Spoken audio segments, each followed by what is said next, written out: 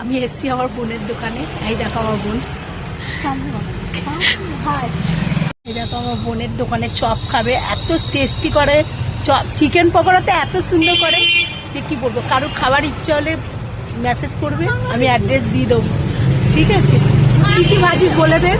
Chicken pakora, পেঁয়াজি, আলুর chop, ডাল বড়া, বেগুনি, আর চা তো আছে। তরকা রুটি। হ্যাঁ, রাত্রিরে তরকা। কাস্টমার এসছে, চা গরম করছে।